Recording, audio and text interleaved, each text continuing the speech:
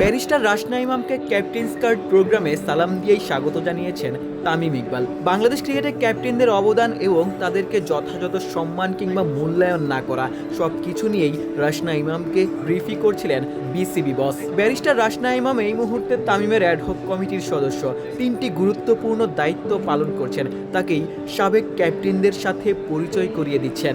জাতীয় দলের প্রথম সুপারস্টার মোহাম্মদ আশরাফুল, তাকেও রাশনা ইমামের সাথে পরিচয় করিয়ে দিলেন তামিম ইকবাল। জাতীয় নারী দলের এক সময়ের ক্যাপ্টেন রুমানা হক, তার সাথেও রাশনা ইমামের পরিচয়। নারী উইংয়ের দায়িত্বটাও রাশনা ইমামের। বাংলাদেশ দলের সিনিয়র ক্যাপ্টেনরা যখন রাশনা ইমামের সামনে উঠে দাঁড়াতে চাইলেন, তামিম জোর করেই যেন গাজী আশরাফ হোসেন লিপু কিংবা রাকিবুলদের বসিয়ে দিয়েছেন। তামিম সবাইকে যথাযথ সম্মান প্রদর্শন করেছেন। তামিম ইকবাল আসলে যেভাবে সাবেক ক্যাপ্টেনদের সম্মানিত করলেন, এই ব্যাপারটা আপনি আসলে পার্সোনালি কেমন কেমন লেগেছে আপনার কাছে? জি, খুব ভালো লেগেছে। আমি একটুক্ষণ আগেও বললাম যে এই ক্রিকেটের জগতে সবচেয়ে বড় স্টেক হোল্ডার্স হচ্ছে আমাদের treasures, the tigers and the টাইগ্রেসেস।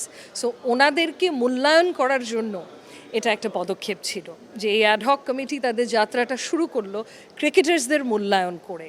হ্যাঁ, একটা ক্যাপ্টেন্স কার্ড দিয়ে যে সম্পূর্ণ মূল্যায়ন হবে তা না, বাট এটা একটা টোকেন বিসিবির থেকে যে আমরা ওনাদেরকে সম্মান জানাচ্ছি এবং আমরা অ্যাপ্রিসিয়েট করেছি ওনাদের যা কন্ট্রিবিউশন ছিল ক্রিকেটিং ওয়ার্ল্ডে। সো খুব ভালো লেগেছে এটা যখন তামিম সাহেব বললেন এটার কথা। সো বোর্ডে মোটামুটি সবাই সমর্থন করেছেন যে এটা আসলেও প্রয়োজন, কারণ সমাজে হয়তো যে ধরনের সম্মান ওনাদের পাওয়ার কথা, যাতে ক্রিকেট থেকে রিটায়ার করার পরেও ওনারা সে ধরনের সম্মান পেয়ে যায়, সেটা নিশ্চিত করার জন্যই এটা ছোট্ট একটা টোকেন। এর আগে ক্রিকেটটা আপনি দেখতেন, আপনার প্রিয় ক্রিকেটার কে ছিলেন?